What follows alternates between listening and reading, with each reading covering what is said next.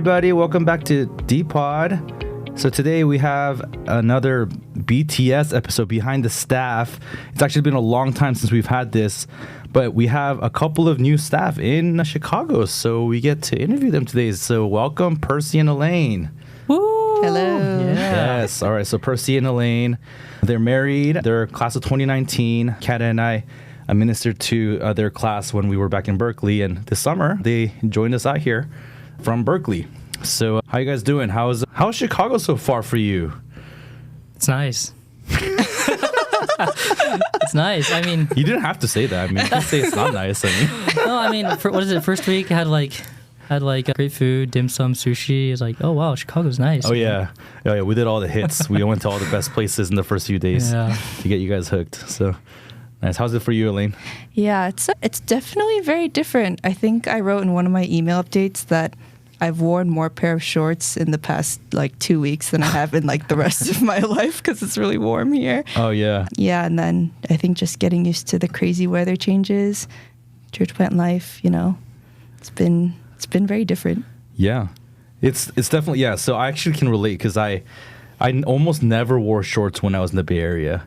Oh, And then, really? Yeah, and then basically here it's like shorts weather, and then it's like jacket weather. So it just skips straight, and you have about 2 weeks of fall and 2 weeks of spring. So fall's coming up. It's gonna be really beautiful for about 2 weeks, and then it's gonna start getting cold. And then it's all downhill from there. Huh? It's great. So what's been different? You mentioned church plant life, Elaine. What's one thing that's been different about Chicago? I mean, Chicago's in its 6th year now, so it's not like a new church plant, but it is a lot smaller than the church you're coming from. Yeah, So. I think it was kind of crazy because as I was reflecting about all the things that felt so different, it was basically just what I heard from all of my other friends who have gone on church plants, which is getting used to especially seeing the same group of people every day, from DTs in the morning to working together to having whatever meeting or hang out at our places at night. I don't know, I guess part of me felt it was a little bit like Groundhog Day, I was living the same day over and funny. over again. So I think just learning to get adjusted to that, even though I expected it or I should have expected it, it still felt like a bit of a shock to me. Mm. Yeah. Yeah, it's like that feeling of it's 10:30, 11:30, and we're all still here at Greenwood, just hanging out. Yeah, I feel like from where we came from, it was a little bit different in that there wasn't just one location where we could be. Sometimes we would go over to the main lead's house, but then other times there's just more homes that we have to be in. Maybe that was the issue. That was the reason why. So different here, where it's we always come back to Greenwood, and we always kind of it's our home base every night. Yeah, so it's the blessing and the curse of not having a church building and being a small community. You see each other a lot, which has its upsides and downsides. Of course. Yeah, it's asking people, it's oh, how was your day? But then you feel weird about asking that because it's I was with you all day. We were together. I saw you all day. I know. It's I had this exact same day you did. It's funny. So you guys are married. You guys got married 4 months ago? No, 5 months ago. What is Yeah, it now? almost 5. almost March 5 11th. Okay, yeah. So you're the most newly wedded couple on our team. So I have to ask because we've asked the other people who were on D-Pod, do you have a sushi story? And sushi story, if you don't know what I'm referring to, you need to just go listen to the dating episode. But what's your sushi story? I mean, our sushi story, we have great sushi stories. We just love, mostly me, I love eating sushi, and then I kind of brought Elaine into it. And I think after our third sushi date, Elaine started really to not have that affection for sushi that she had before. I started suggesting, can we maybe not eat sushi? Although we do have a story after the first date, which was, we went to a sushi place, obviously. And I think basically we started dating in December before winter break hit. So we were both going to go home to our family to celebrate the winter holiday. And basically after that first date, I had never given any indication to Elaine whether or not I actually enjoyed it. And I never asked, oh, would you like to go on another date afterwards? So then she was left thinking for about 2 or 3 weeks, like, did he even enjoy the first date? And it's just like, was it just like radio silence, or it wasn't like I mean I'm pretty sure I said I'm pretty sure I said Merry Christmas or something like at Christmas time, but like other than that, yeah, that's a no for people who are. So what was going on in your mind? Like, well, so I mean, we went on this date, and I was like, wow, okay, so that went pretty well. And then, so I guess towards the end of the day, I was expecting like so I had a good time, and I was wanting to know like if you want to schedule another date, but then that never happened. So then I was like, okay, so maybe he'll just like text me or call me later, and then it just like never. And then I was like, during winter break, I was like, should I like start like, should I keep like putting my hopes in this, or so you basically weren't sure if this relationship was continuing or not at that point? Yeah. That's funny. I had no idea like that I needed to give that assurance. I was just like, oh, we're on the same page, I guess. Like, we totally weren't. I mean, it's like, why do we need to say that? I mean, you clearly had a good time. You enjoyed it, yeah. I clearly had a good time. What is there to say, right? Yeah, exactly. Yeah, this is why people like us get in trouble all the time, personally. I know. Yeah, it's not good. Yeah. Well, I'm glad. Well, it seems like based on the result of things that you guys worked that out, and it worked out. Yeah, it's good. It's good. Praise the Lord. I'm thankful. I'm thankful you guys got married. I'm thankful you're out here in Chicago. So, yeah. So the purpose behind these kind of what we call BTS episodes, I guess, is to get to know a little bit of your stories of how you came to faith and know Jesus. And so maybe we can just start from the beginning. Like tell us maybe about your family of origin and how kind of your family shaped you to be the person you are. Maybe Percy can start us off. Yeah. So I mean, I have an older brother and a younger sister, and my whole family, my dad, my mom, and all of us, we lived in San Diego, but we had really no faith. We were just very, not like overtly secular, but we just didn't go to church, and we didn't see a need for that. And instead, like, I think a lot of our time was spent on a lot of extracurriculars, and this ranged from music, multiple musical instruments, to different sports. And I just remember, like, growing up in this environment where it was very high achieving. Like, both of, I guess, me and my siblings were all pretty we're all pretty high achieving people in terms of like academics and just the different sports and different extracurriculars that we're in. I just remember we would like compete academically, like who has the most A pluses. And like if you did that semester, then like you would have, I don't know, some like reward. I think it was usually some like monetary reward from our dad. And did you ever win that? I actually won it the most amount of times, I think, because I was just really good academically.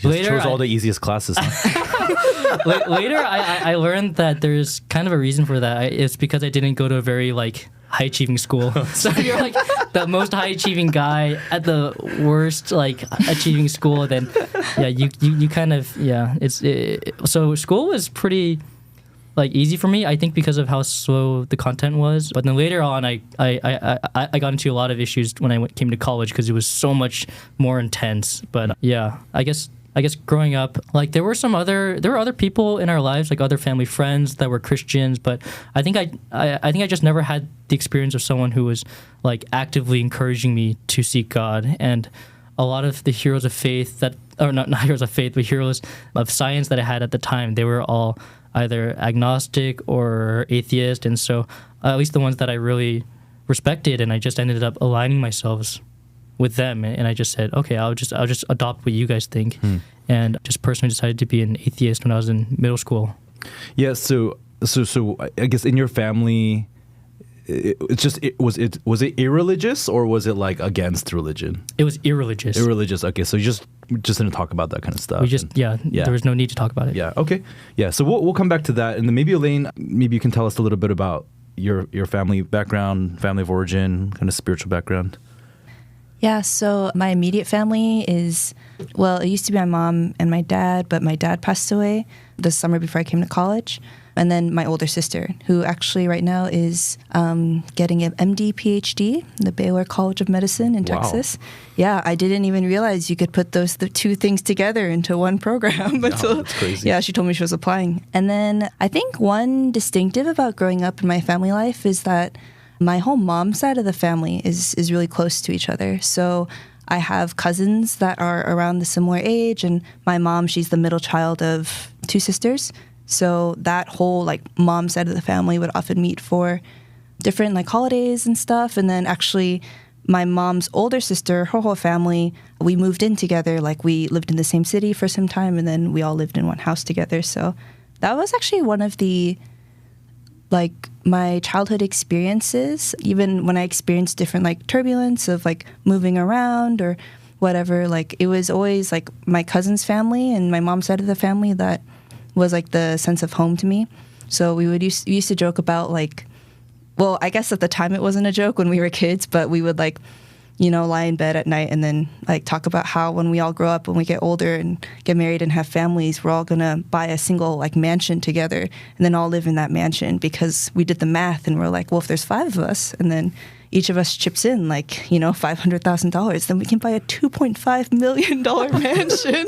Well, that's obviously the best thing, the best investments. Yeah. So yeah, Percy and I have yet to talk about that. Yes. When we get around to talking that. Did you know about this? Did you know about this future plan that she had? No, I had no idea, this, actually. Yeah. promise she made. So yeah, I actually signed a contract, so it's legally binding. So yeah, we might have to talk about this off air. Yeah. It's kind of tense in this room right now. But then our share is just lower. I mean, you know. Yeah. So yeah, that was just, I guess, kind of a picture of my family. But we actually, so all of us, my whole mom's side of the family at least, and actually my dad's side, were all Christian, at least nominally Christian, because when my grandparents moved to the States, I think like, yeah, they really like got plugged into the communities there through the Korean churches in SoCal and whatnot. So yeah, growing up like in our family, it was always like every Sunday going to church. But I also see how over time, like just from different like family drama or like just whatever, I guess, was happening in the church too, like we sort of slowly removed ourselves or distanced ourselves from that.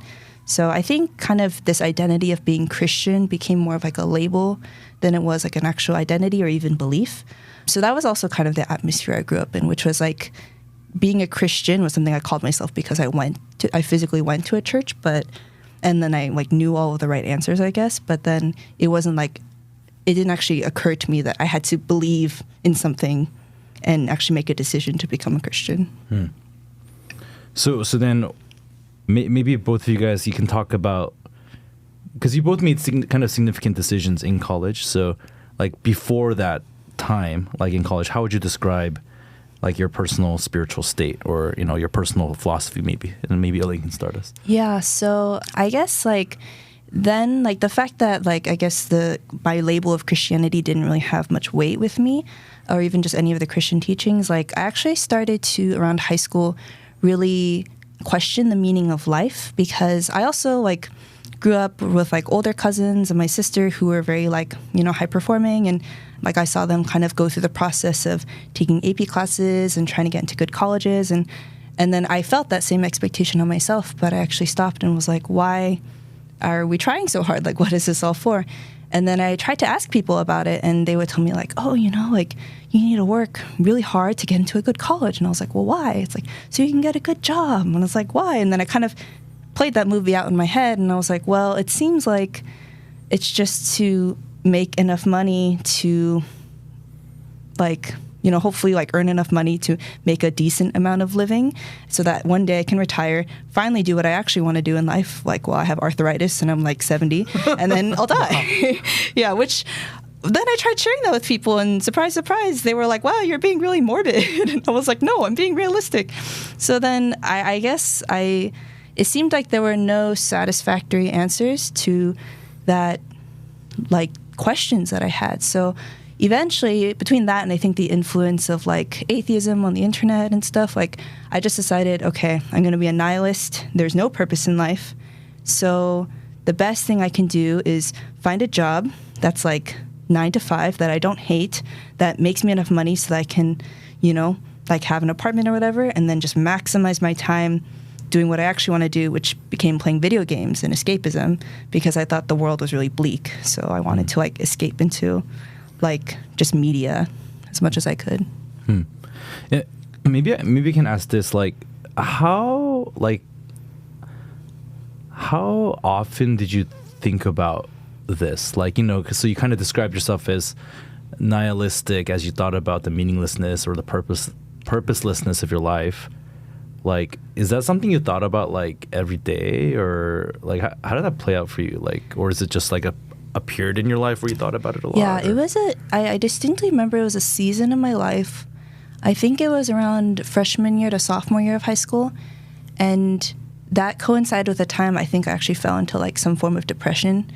Like I remember having like suicidal thoughts, and then eventually seeking like therapy, but all of that stemming from this like sense of just like despair. Like there's no answer to like life. Like, why am I living like this? It feels so meaningless. But then I kind of saw like accepting nihilism as the only way out of that despair. Like I just have to sort of harden my heart to this feeling of hopelessness, and then take on this attitude of like, yeah, there's no purpose in life, and I'm the only one who's smart enough to know that. And if any of you are like actually entranced about life, like you're all just like misled, or you're all naive. So that was actually the kind of person I became like after sophomore year, which was like this very dark but pretentious sort of individual who like basically was calling other Christians like a bunch of brainwashed, naive people, but at the same time still going to church. So it was this very like stark contrast, I guess. Yeah, that's interesting. Just a brief thought on, because it reminded me of when it was not the same flavor as kind of how it worked out for you in terms of your nihilism, but like I think in junior high when I started to wrestle with the idea of death and how like if I ultimately die, then nothing that I do really matters. But I remember during that time, so I think it worked out differently for me, because I remember I desperately wanted Christianity to be true, but I couldn't believe it to be true. And then because I couldn't believe Christianity was true, even though I was also going to church at the time, basically I just threw myself into academics. And so then I guess we all have different forms of escapism from having to think about these things. So yeah, it's interesting. Maybe Percy, can you tell us a little bit about kind of what was your spiritual state before college? Yeah, so for me, I think similarly in terms of like having that crisis moment sometime in like middle school. They happened in middle school for me, but I just remember laying in bed at night when I was in something like 7th grade, and just looking up at the ceiling into like kind of like the darkness of the room, and just thinking like, wow, what would happen if I just ceased to exist and like I just didn't wake up, like if I died. And I was just thinking like, oh yeah, I think that my family would be sad, but then ultimately couldn't think of anything else that could be beyond that. Like I couldn't conceive of something that I would then pass on into. And so I just decided like, oh, it's probably like there probably is nothing. And I came into college thinking that similarly to Elaine, like Christians are full as like people who need Christianity, you know. It's something that just makes you feel good, but nothing that has real substance in your life. It's just something that people want to go to experience community, and if you like it, that's great.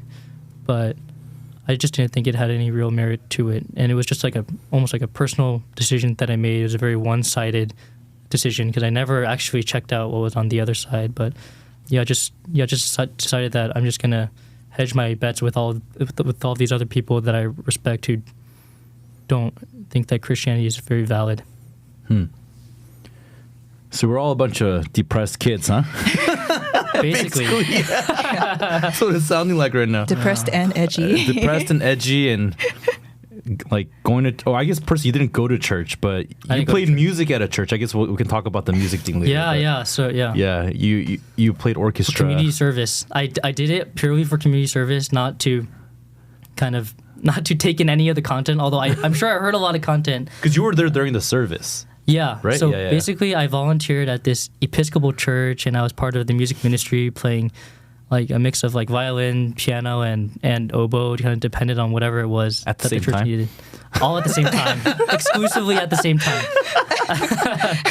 No, but Amazing. I do remember the people at that church. While I didn't believe what they believed, I remember being very touched by the Christians that I met there, because a lot of Christians I met in high school, they were basically hypocrites. Like, they didn't really live out the message that was being preached to them. And like, they were really only Christians for 1 hour of the week, and that's on Sundays during their service. And then all other times, it's like whatever, I can say whatever, I can do whatever. There's no consequence to that. And I think when I was in this music ministry, I mean, it was a very different demographic that was there. I was this like nerdy, geeky Asian kid who's like in high school, and then everyone else was basically Caucasian and in their 60s plus, And but I remember that they, like, even though I was this like outsider, basically they basically like kind of welcomed me into the community that they had.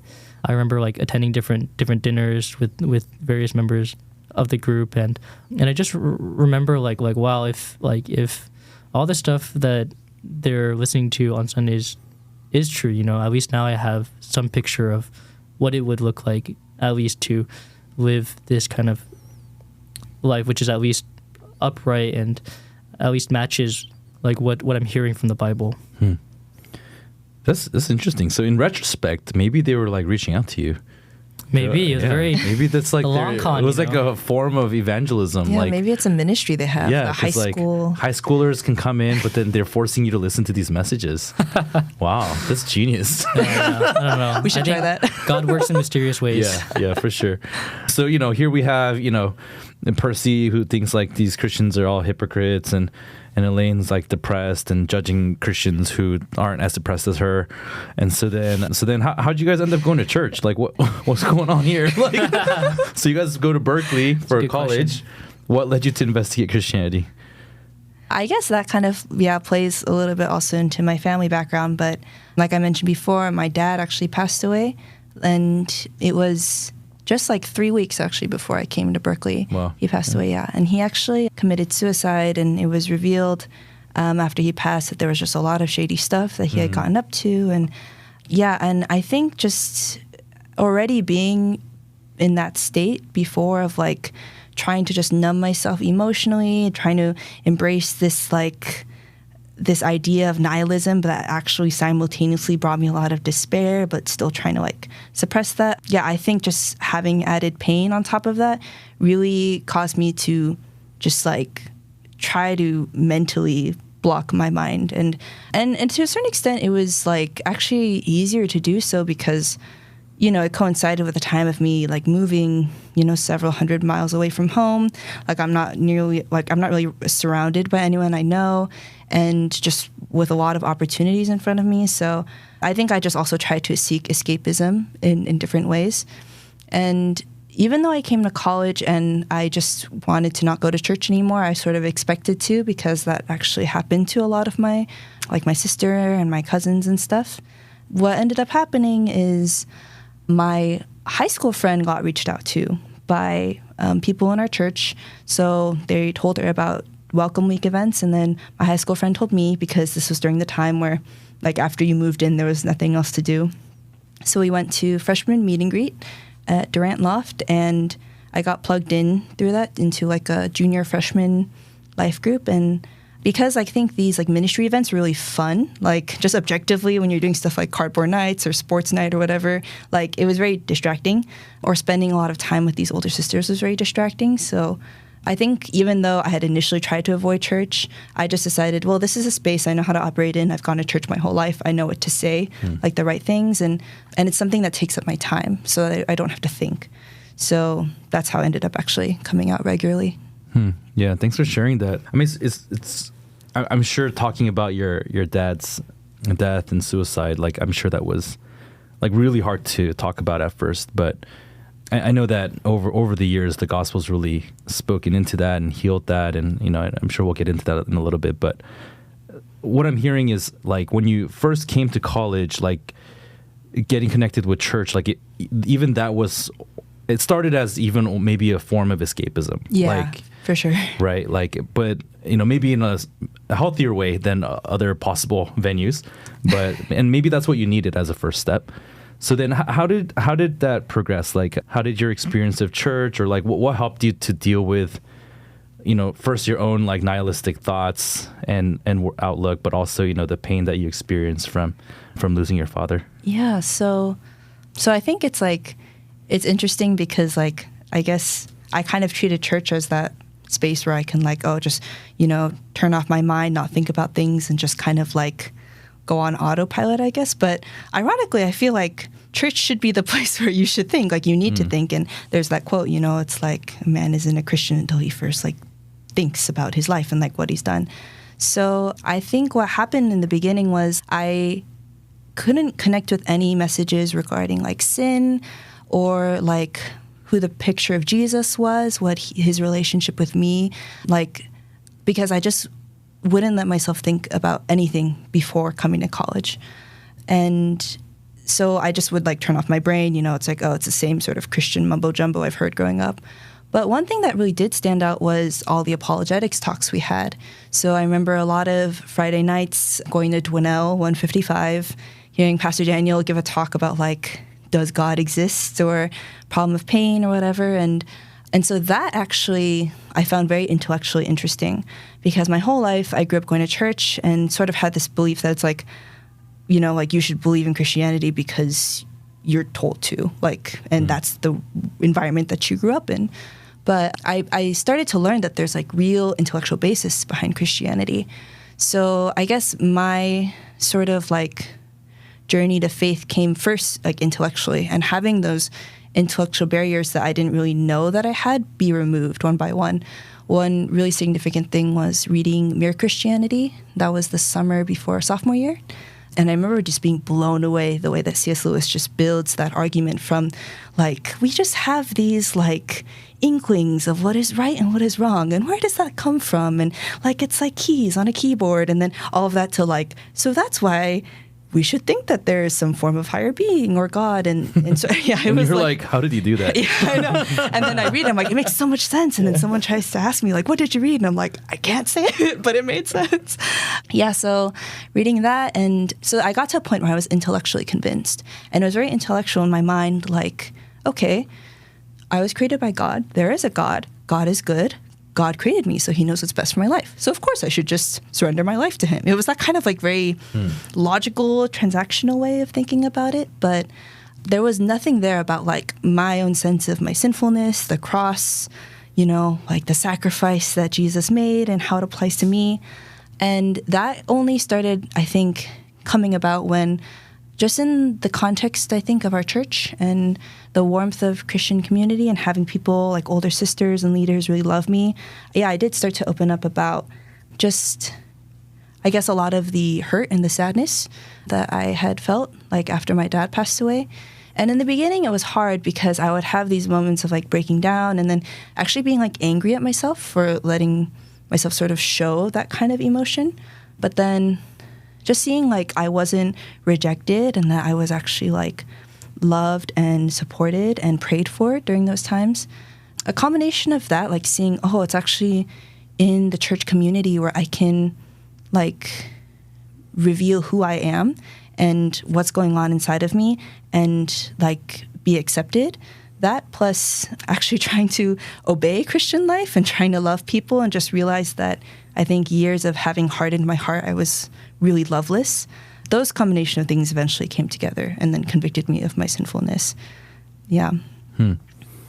Yeah, that's interesting. So started with an intellectual understanding and then I guess your heart had to follow afterward. Yeah. Yeah, I mean, I feel like for a lot of people in Berkeley, that's how maybe it's the kind of person who comes to Berkeley or something, but I feel like I hear that story a lot. And that resonates with a lot of my story too.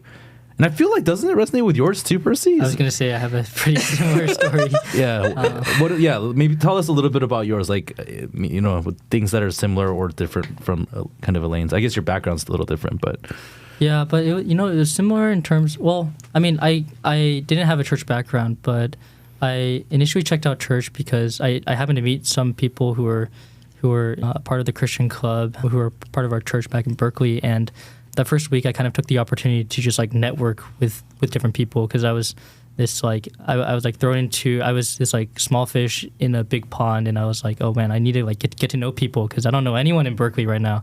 And ended up like checking out a couple of events in order to network, but also for the food, and then kind of took in all the content with a grain of salt. Like, I think there was always a point from each of like the messages or the Bible studies that I heard, and it I would kind of like hear it and I think, wow, that's really profound, like deeply profound, but then I would never rub it into my heart.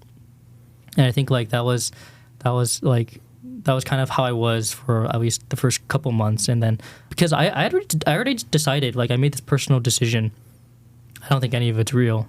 And I was kind of coming out drawn because of the people. And I think I had almost challenged, I had almost taken it upon myself to kind of like challenge others to say like, okay, show me if there's any validity to Christianity at all. And I was very surprised to find that there were Christians who were very articulate, very intellectual, and that started to really challenge my notion. I think my initial response was just to be defensive and to say like, oh, they probably don't really know what they're talking about, you know. And I think slowly that started to shift. And I didn't come out to all the events, but I just remember around November of that first semester of college, I heard like along the same lines of the Bible studies that Elaine was talking about. They were focused on like the highly intellectual topics, I guess. And I remember hearing something from Pastor Daniel along the lines of, it's worth it to check out Christianity because it has eternal consequences. And I think that was the turning point. Like suddenly there was like this light bulb that went off in my head, and it was like there was like this voice screaming to me like, man, you really need to check this out. It's something that really matters. And I'm not sure if any of the listeners have heard of Pascal's Wager, but I kind of took it upon myself to essentially like challenge myself to check out Christianity like earnestly, and I kind of told myself, what is there to lose if I actually check it out? Like if there's nothing to it, you know, I would just have lost like maybe a month's worth of time, I guess, like figuring out, you know, like asking different questions I have. But if it is true, it's of utmost importance, and it changes everything about my life, like what I was living for at the time. At the time, I was just very academically focused. I think I grew up with this notion of like, oh, you have to get a PhD. And like, I didn't really know why, but like my parents and like my family were just pushing me to kind of pursue this. And I was just kind of mindlessly following this particular dream. And I think like that was like that point from that Bible study was actually where I started to say, okay, let me actually start rubbing in, you know, all of the different messages into my own heart. Like, what is it saying about me? And I started to ask a lot of questions, and ultimately that culminated to the winter retreat, where I wasn't like, I didn't become a Christian like purely through apologetics, but it was just, I heard the gospel like preached a certain way, and I think there was part of me like on that particular nightly message where I just remember feeling this like sense of like, wow, I'm a sinner, and I really need the gospel right now. And I told myself, why wait? Like Jesus, like it's this gift that Jesus offers to me freely. Why would I even hesitate? You know? And something about the gospel just hit me differently, and I just decided to make that clear decision to follow Christ. Yeah, cool.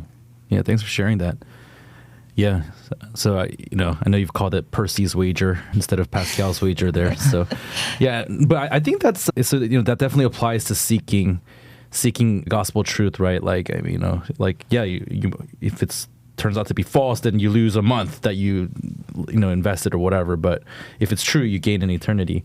But I think that we can kind of take that mentality to other aspects of Christian life too, like even after you become a Christian. Right? Like there's all sorts of things that like we want to invest in, right? Like from, I don't know, from something as basic as catching up on like the latest sports news or whatever, right? To I'm just gonna go for the cheap shot, like reading your Bible, right?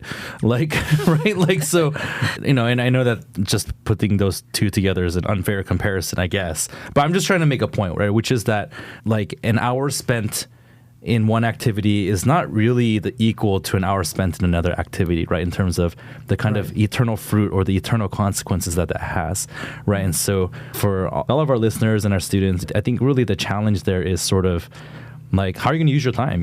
Like what's the wager, right? Like what's the thing that you're going to invest in so that you get the most fruit out of it, right? And I think thinking about it in that kind of like strategic way is actually going to be really important for like how you want to grow in the future. So okay, so where we are in your stories is like you guys are becoming Christian. Okay, so that's sort of where we're at. So that was your freshman year, Percy, right? Yeah. Was that freshman year?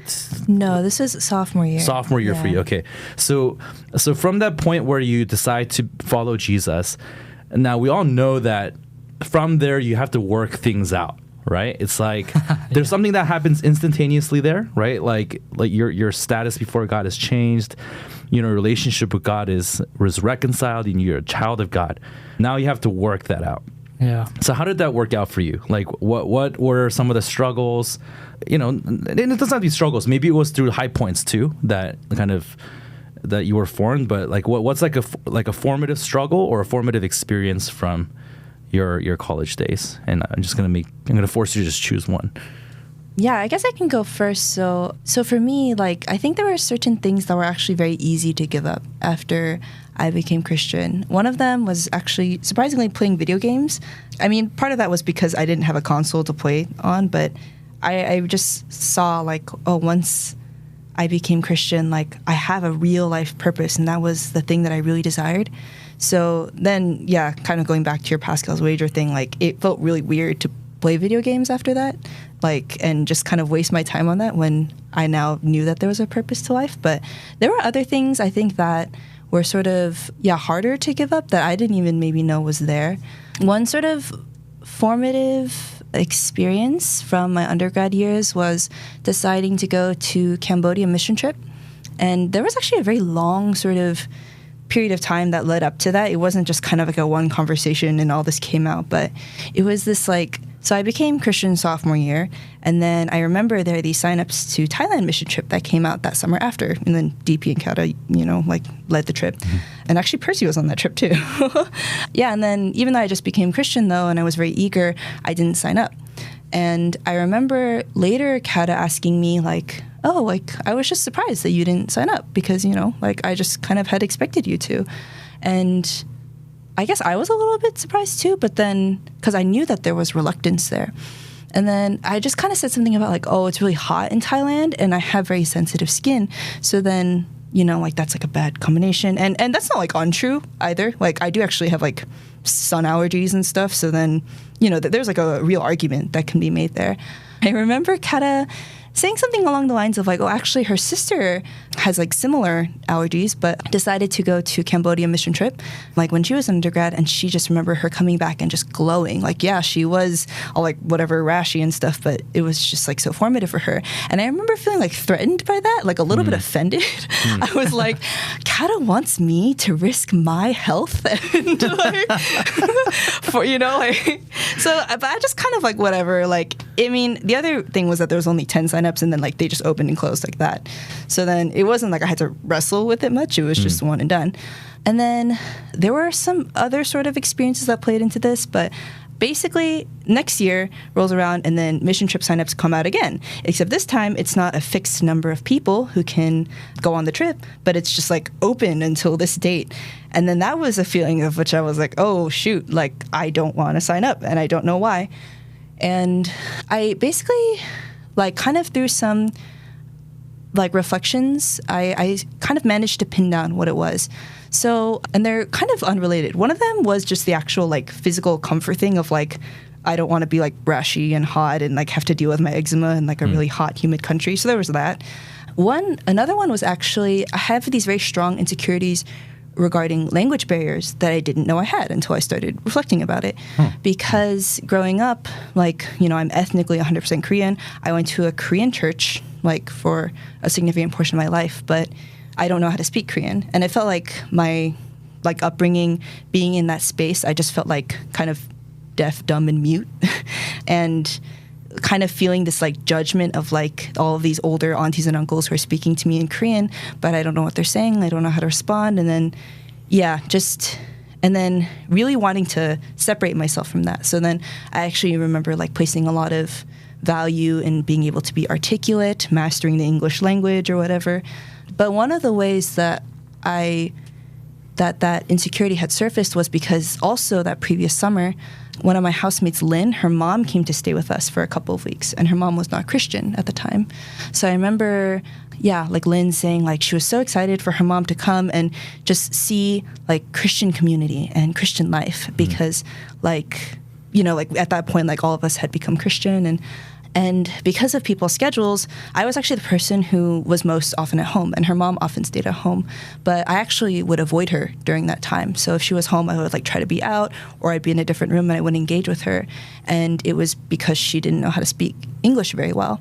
So then later on in that, like junior year, Lynn actually brought that up with me, and she said, I was actually really angry at you because I told you about how excited I was, and I thought you would try to like love her, but then you never talked to her. You avoided her. And I like was like, I did. And then I tried to think about it, and I was like, it's just because like she doesn't really know how to speak English. And she was like, well, she understands English. Like I told you that before. Like, and kind of just like I saw a quick picture of how like dumb of an excuse that was, I guess. But yeah, it was through like even something like that I saw I had insecurity about language barriers. So that was the second reason. And then I guess the third reason was I knew that the mission trip would be a place where a lot of who I really was would come out and get exposed, just being under like lack of sleep and heat and just pushing yourself physically.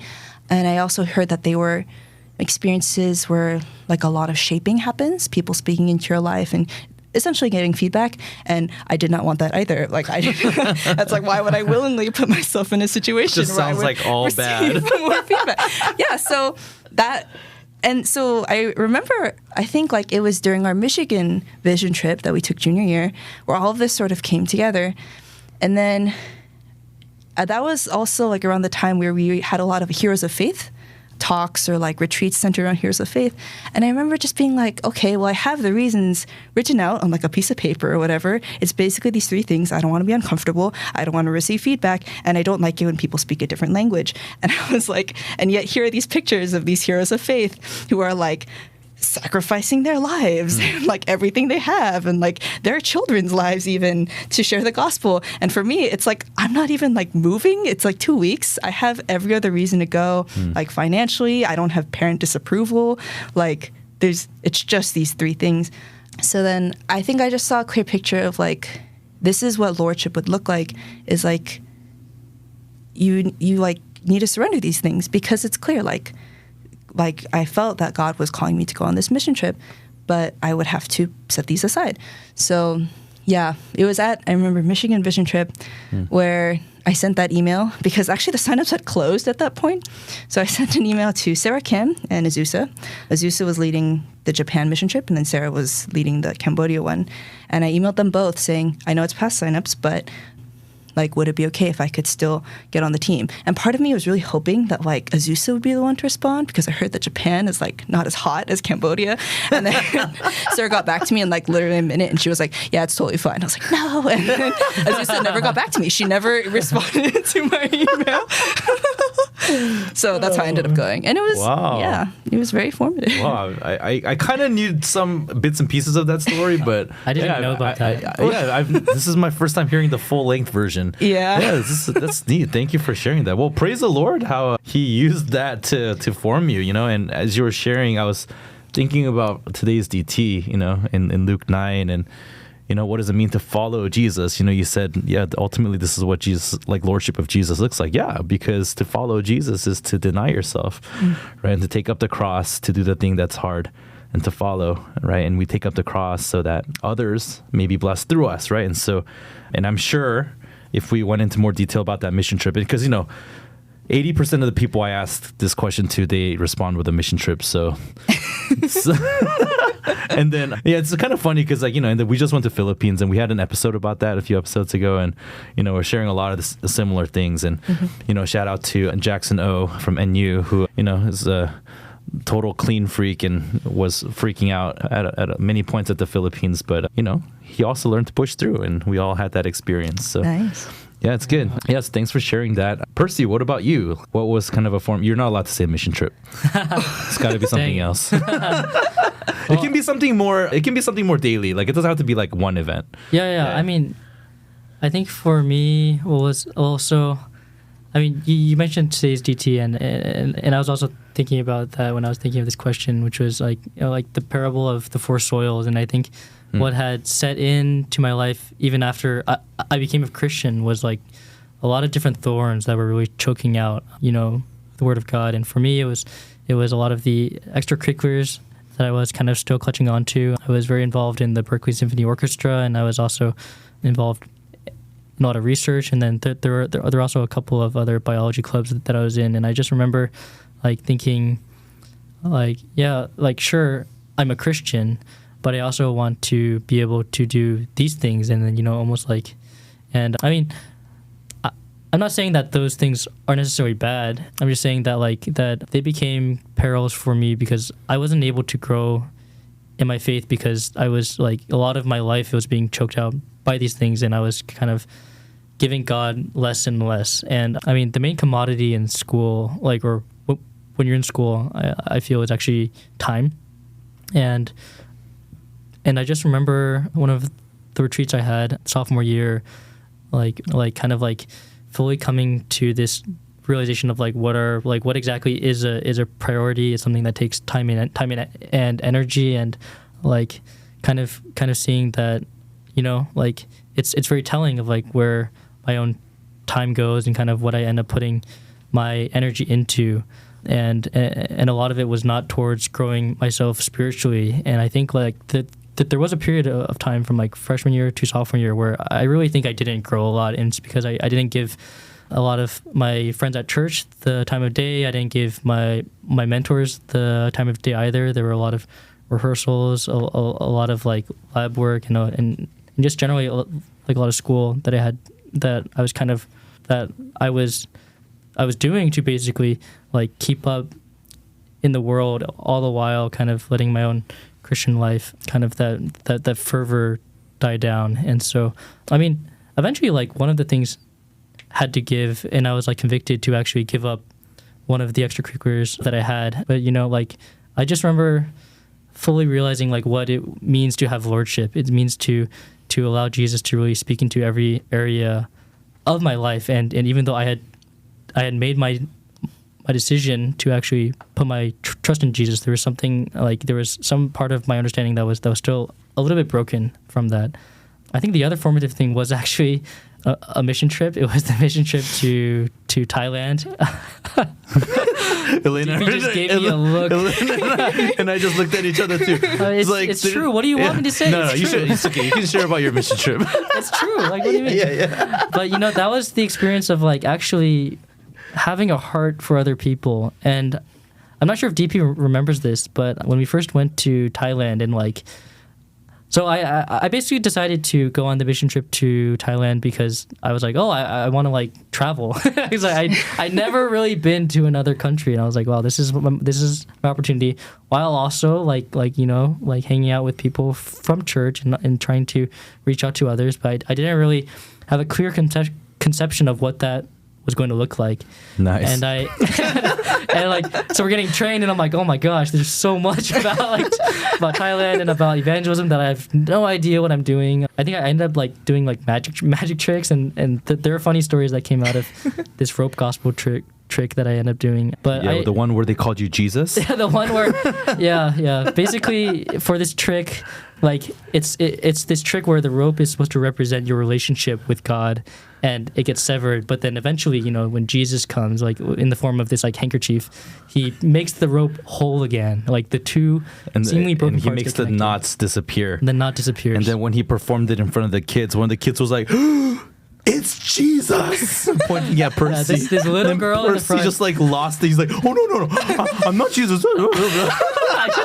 I was like, oh my gosh, this is my first mission trip, and I'm like speaking heresy. It's straight up blasphemy. And you know, and of course the team was of no comfort to me. They're just laughing at me. I was like, it was hilarious. Wow, you know, body of Christ, right? Yeah. So, but one of my first memories being in Thailand was like the day that we're going out to do outreach. We met early in the morning to do devotions together, and then we had a prayer time. Like, let's pray to get our hearts ready. Like, let's really try to have a heart for people that we end up talking to. And like DP just gives like a very short like hey, anyone want to pray? And I think there was like silence for a really long time, and then afterwards, actually, DP was a little bit like disturbed. I think he was like, how come no one's praying? I don't remember this. Oh, yeah. Yeah. But I just remember getting that feedback of like, wow, you guys are here all the way in Thailand and you guys don't even have the heart to pray. And I was like, yeah, what's wrong with my heart, man? I don't know. It's powerful right there. Wow. Yeah. It was really powerful for me, you know. And then I think actually the experience of talking to people and realizing like, wow, like I really do live in a bubble. Like, man, people out there need the gospel, and I think I was able to kind of carry that home with me and thinking about my own family and the different friends I had, but yeah, it was really formative, I think, having that experience out there in the mission field. Yeah, thanks for sharing that. Yeah, I totally don't remember that, but sounds like something I would say. Yeah. It was the right thing to say at the time. Anyway. Yeah. So I don't know if it's just me, but it feels like Cambodia right now in this recording studio. It's really hot and humid. Just for context, it's the 4th floor. In the summertime, this area gets really hot because there's no actual AC up here. Only a vent. But anyways, we're going to make it through, guys. If we can go to Cambodia and Thailand, we can sit here on the 4th floor of Greenwood. All right. Amen. Just okay, we'll go into our last set of questions and topic, okay, which is that both of you guys have an experience that I want to tap into, which is living in ministry homes, okay? And something that, you know, we kind of started in Chicago, like, you know, the students have started to like kind of room together and things like that. So that culture is building, which is really exciting. I think that's huge for Christian community. But the experience you guys had is like, you know, different because so Percy, you lived at Dana House. How many guys when you lived there? It was like over 20 guys. And then how many sisters in Stewart House? Actually, at the peak point, it was over 20 sisters. Over as well. 20 sisters. Okay, so tell me about that. Like, why would any sane person do that? What's it like to live there? What were your learnings? Just tell me about that. I think it's funny because like, I remember I would like casually throw that around like, oh yeah, I live with like 20 girls, and like I don't even think people outside of our church can actually like wrap their minds. They can't comprehend it. They can't comprehend it. I mean, unless it's like a huge sorority house. Yeah. So then right? that's the first question we always get. Do you live in a sorority? And I'm like, no. Like, you know, I'm not like in college anymore, obviously, but yeah, it's. I think it's so different. It's different on so many levels. Like, there's the practical level of just like you're basically a sub ministry group. I remember one time Sheehan called us that, and then it just rang so true. You're a sub ministry group because we have our own like docs and rotations and planning and schedule and like kind of rules and like all these things that we abide by. So I mean, it was like. Because you might have like a ministry schedule, which was like, oh, okay, like we have a like meeting, and then you have like our house schedule, which was, but then at like 10:30 to 10:35, we all have house tidy, so we need to be back by 10:30, and then like all tidy the house for 5 minutes. So there was that level, but also like obviously relationally, it's a whole different scale too, because I think like most people kind of their experience of an apartment living with some roommates could be like 3 to 5, and I had like plenty of experience of that. But when you get to the scale of like past 10, I would say, and then obviously like 20, 25 people, it actually takes a lot more intentionality from people to get close. Because with that kind of scale of people, like you can't actually know where everyone is at a given time. So we would like do that often throughout the day, like, oh, where's this person? And then it's like this other person knows where this person is because someone else had told them, you know? And I think because of that environment, it can be easy to actually just sort of isolate and sort of fly under the radar, you know, like just sort of go about your own life and try to maybe like avoid people and stuff and do your own thing. But in order to actually make that ministry home a place where like the relationships among each other is going to be something that is compelling and warm and inviting, especially when we're like constantly inviting girls like that we're reaching out to or who are not Christian like into our home to cook meals for them, to have dinners with them and stuff. It requires something more than just us living together. And I would remember like we actually at some point got sort of challenged about this by Sheehan, like, hey, to really strive to make our relationships close. So it would come in the form of like, I mean, we come home at like, you know, whatever, 10:30 p.m., you have your 5-minute tidy or whatever. And at that point, you have a choice. I can either climb the 2 flights of stairs back to my room and just get ready for bed and go to sleep. Or, like, everyone's already in the living room, I can sit here a little bit longer and I can talk to people and ask them how their day was. I can connect with people, like, and while I'm talking to them, I remember, like, oh, yeah, you were mentioning you felt stressed about that. Like, you know, how's that been going? And it's kind of like daily, like many of these opportunities are presented to you. And it takes like personal conviction, I guess, to make that choice. And to make a ministry home, I think it takes like ideally everyone making that choice. So yeah, I think I experienced the richness of it, especially it was like right before I moved, so I was very thankful. I want to go back to something you said earlier, and you brought up again, but like that example of having like, you know, so you have your work life, you have your personal family life, and then you have like your ministry team that you're a part of, and there's that schedule, and now there's this house schedule as well, and you have to like get back by 10:30 p.m. right? And so like someone could hear that, and it just sounds like you have to like submit to all these like arbitrary schedules that somebody is setting, right? And you just like have no agency anymore or something, right? And so then, but then to me, there's a very clear tie between that kind of like scheduling and submission to a common schedule that you all in the house agree to, and the level of warmth that you can achieve in that house, and the level of closeness you can achieve in that house, right? And and I guess I just want to just point that out, like that's a big element of that. Like I think about some of our students here who've started to room together.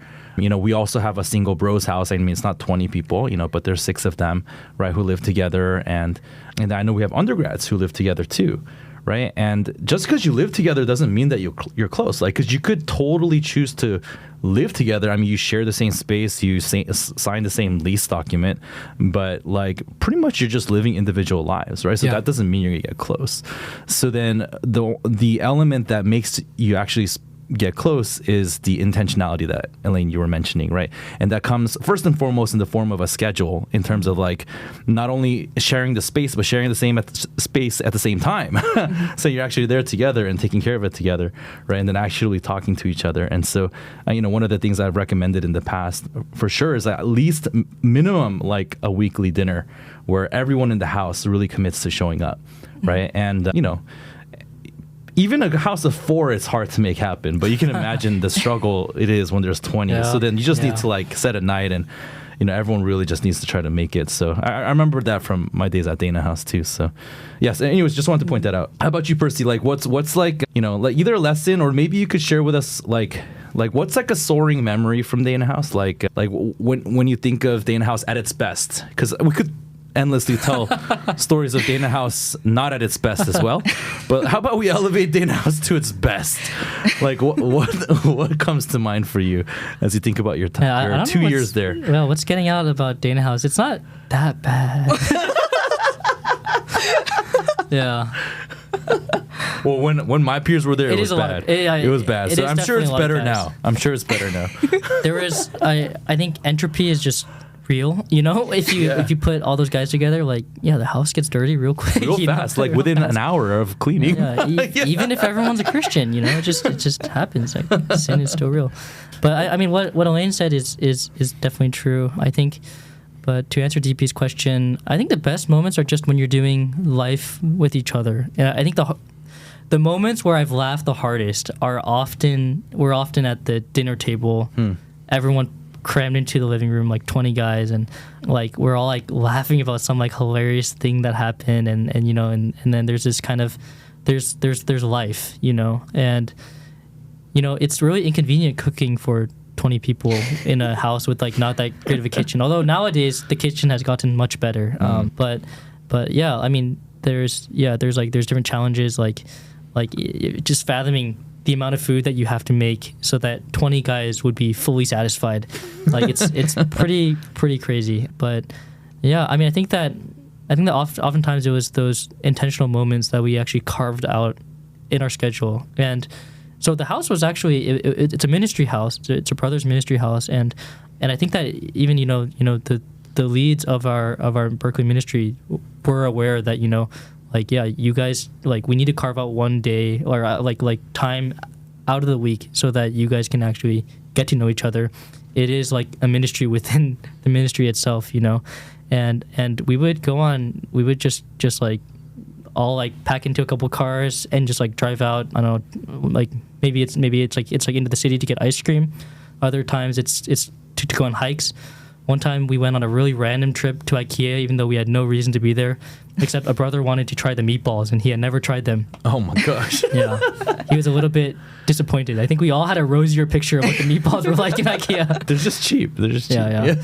Yeah. But no, it was a lot of fun random stuff like that. And yeah, and I think it's that picture of like, yeah, it's really hard to cram the schedules of 20 people, like to have it all coincide so that you have this night that's free. But it's something that we, for the most part, were very intentional about making happen. Sometimes someone would have an intramural game, or there would be some project that they hadn't finished, so then I mean, it's not like everyone was there every single time, but for the most part, people were all on the same page in terms of like, all right, yeah, let's be this brotherhood together, and let's really be available for each other. And yeah, I think that's maybe the highest vision, that kind of picture of life happening in a place where there could have otherwise been a lot of chaos, or there could have been a lot of isolation, and instead there was a lot of life that appeared.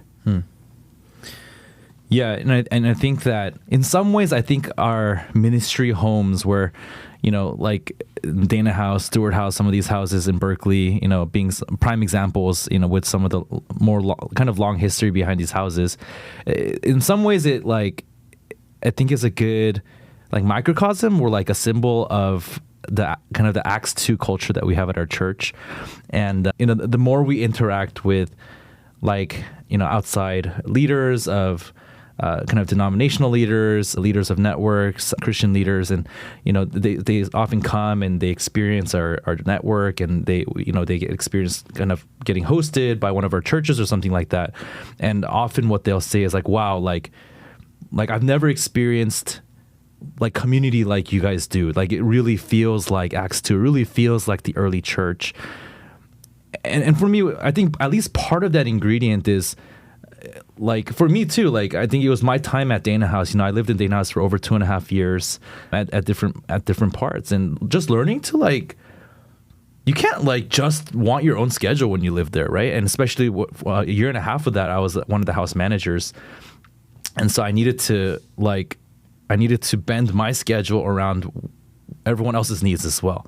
And I think that's such a key element of community that I think people don't get. And I think that's why our culture right now has such a hard time building close relationships in community, because everything about our culture says that you have to prioritize yourself.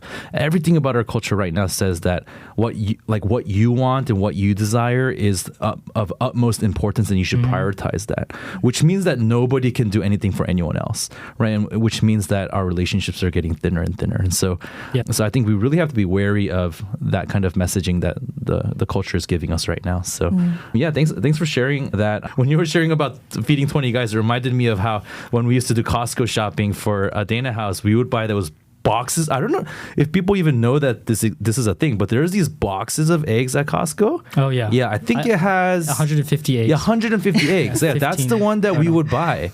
So then when I got married to Kata, I was like, oh, I'll go do some grocery shopping. So I went to Costco, and so I bought the smaller one. I bought the one with 60 eggs. So I brought 60 eggs home, and Kata looks at it like, who's that for? Us. I had a similar story, actually. Oh, really? Yeah, the first How many time- eggs did you buy? It wasn't eggs. Oh. It was like the gigantic Costco pork shoulder butt. Oh yeah. And I got like 20 pounds of it, and then I brought it home, and Elaine was like, "What are you doing?" Like I was like "You an know, it's just alien. I was like, "What do you mean? This is like the best value." Like I always value. get it because it's like, you know, if you're feeding a house of guys, but then I something that slipped my mind when I got married was I'm no longer in a house of 20 guys. So I remember I had this like moment of like, okay, I'll just cut it up and freeze it. But, yeah. That's so funny. All right. So that leads me to my second to last question, all right, which is how has your experience of not necessarily being in ministry homes, okay? It can be about that, but like, you know, like when you were single, you know, there was a lot of different relationships that you learned to forge with many different kinds of people, right? And like how did your like relationships with your friends, your housemates, like how did that play into and prepare you or train you for married life, or not train you for married life? I don't know. I'll just leave it up to you to answer however you want to answer. Okay, so one thing that comes to mind, I guess one small example of how, and it was actually more living in a ministry home, but it was just in the context of living with other people, trained me was for being able to just move towards needs in a way that is sort of no drama. So I know that when a lot of people like would hear that I lived with like whatever, anywhere from 7 to 20 other girls, people like outside of our church, my coworkers or whatever, often they would ask questions about like, oh, like what happens like when people don't do their fair share of X or Y or Z? Like, what if people don't do their chores? Yeah. What if you're always the one taking out the trash or whatever? And I think it was actually pretty hard for me to like wrap my mind around that question. I was like, what do you mean? But I realized that was because basically like when you're living with other people, and especially when you're living with a lot of other people, like there's always just something in the house. There's like a need there, right? Like, I mean, obviously, when you live with 20 girls, the trash can is always full. Like, everyone is pretty good about doing the dishes, but, you know, usually there's like 1 or 2 dishes in the sink. Someone had to run out to go to work and then, like, had to leave it behind. And there's lots of hair. Lots and lots of everywhere. hair. We didn't have that Lots and lots of you could get one Swiffer and do, like, maybe, like, a third of the living room, and it's like a small my mammal has, like, has constructed itself. I'm sorry I brought it up. Small mammal? I'm sorry I brought it up. The longer you go, the bigger it gets. But anyways, so yeah, there's just all these Nice. needs, and like I just remember, like, I guess you could look at that and be like, oh, like I don't have to deal with that because that's not my issue.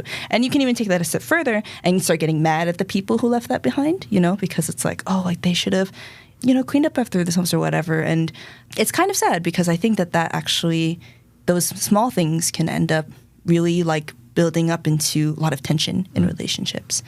But yeah, I think what was really special with living with sisters is, especially over time and as we matured, because it wasn't like we didn't have those conflicts, especially when we were like in undergrad and stuff, was that people just learned how to move towards things without drama. And then so, you know, when the trash can is full, you just take out the trash and then you don't like take credit for it. You don't look at the trash next time and be like, I took it out last time. So, you know, it's just like, I mean, how much energy or calories does that really take, you know? So I think when I got married, it was actually like a lot lesser of a scale because suddenly it's not like the accumulation of like 20 people you're living with, but it's just one other person.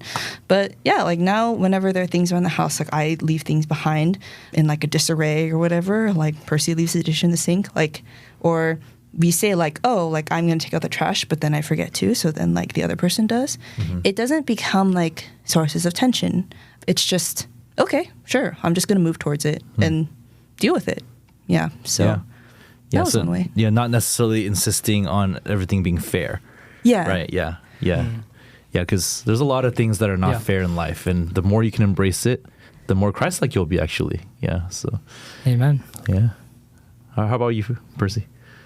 Yeah, I mean, I think a lot of it for me is, I mean, definitely what, like all of what Elaine said is like true, maybe even more so at a bro's house, like kind of the things that happened. But I think that relationally, like that was when I got the chance to like care for other guys. And I think I totally wouldn't have that experience of like caring for someone else had I just been living alone and like done something that would have been very seen as very reasonable to like from the perspective of my coworkers and just like isolating myself and just trying to like curate my own life. And instead I was in this house where I was trying to be really relational with other guys. And I mean, coming home from work, like I just didn't feel like talking to anyone. I would commute like an hour in the morning, and then it would take an hour and a half coming back because of traffic. And you know, like when I get back at like 5:30 or 6, like I just want to just not see anyone. And I think that one thing that I tried to really push myself to do was to actually be relational and to actually reach out, and that actually took a lot of effort from my side. But I kind of like, I think that ended up carrying over into marriage. You know, like not being like the husband who's like isolated, but instead is wants to know like, oh, like how was your day, and who actually wanted to move towards my wife rather than not. And I think also the other big topic was, of course, conflict resolution. You know, like there's just like a lot of like living in a house of 20 guys, you know, like you're not going to live this perfect life, and so conflict comes up. And I think like resolving that conflict has definitely been a huge help since moving into married life, because it's not like conflict suddenly ends once you get married. But yeah, I think it was a really huge blessing for me to really experience both of those aspects of relational life that you kind of only get when you start rubbing lives with other people and you go through the process of actually resolving it. Yeah, thanks for sharing those, guys. So we're like over time right now, so we're just gonna end with this, okay? So you know, you just moved to Chicago not too long ago. What are you looking forward to, okay, this upcoming year? Ladies first. As per usual. So chivalrous. Suddenly. It's so you can have the final word. Just kidding. Oh, really? Oh, dang. Wow. Oh, we have a bunch of sharp tongues here. Goodness. I might just leave all of We this need to do in. some conflict resolution after this. I'm gonna leave all of it in. Oh, this ceiling's falling, dude. Oh my. Yeah, so I think for me, one thing I look forward to is just being able to go out there and try to win some non-Christians over to Jesus. I know that's not something I have to do specifically in Chicago. Like, I mean, I could be doing that anywhere. But I just realized, like, it's like a whole new campus. It's a whole new team. And even though there's a lot of disruption, like, the gospel is still true. Our mission is still the same. And something about this, like, new season of life, it's like a fresh start to try again. So, yeah, nothing really, like, unique. But I'm just excited to go out there and try to win souls. Yeah, amen. Percy, you get the final word. I know, I'm like, oh, it has to be good now. It's all right. If it's not good, then I'll say something after. Okay, thank you. Just cover over my words. That's messed up, no? I think that I'm really looking forward to being in the new context of like this smaller church plant. And I mean, like there's definitely a lot of ways in which I'm going to mess up. You know, like already there have been a lot of things, but you know, I think I'm just looking forward to doing ministry with a lot of old friends once again. Yeah, like we have a lot of relational history with people on the team, like Deep and Kata. They were with us for 3 years during undergrad. I've been with Nicholas and Jeanette since undergrad as well, and so yeah, just really looking forward to reaching a lot of students this upcoming year together. Yeah, amen. Yeah, and I think for myself, I'm personally looking forward to you guys experiencing that growth in different ways. Like, you know, because sort of how we started this podcast, like, you know, Berkeley, being part of Berkeley or being part of a big church, you get trained in certain areas like really well. And then being part of a small church plant where you see each other constantly and everyone knows everything about you, you receive a different kind of training. So I think you'll experience it growing a lot this year. So I'm looking forward to that. And yeah, I'm really thankful that you guys came out here. I think fresh eyes, fresh energy, we're expecting you to bring it. All right. Let's go. Let's No do it. pressure. No pressure. All right. Well, I don't know if you guys were able to hear in the recording, but I had to turn on the AC because it was just getting way too hot in here. So, all right. Well, that's it. Thank you, Percy and Elaine, for joining us today. Yeah, Yeah, thank you of for course. hosting. Thanks for having And us. we'll have you on for some other topic in the future. All right. Thanks, everyone, for listening to Deep Pod. I don't know how much longer I can keep this up. It just takes a lot of time to record these, but it's fun. It's fun, right, Percy? Right, Elaine? It's fun. Yeah. Yes. All right. We'll see you guys next time.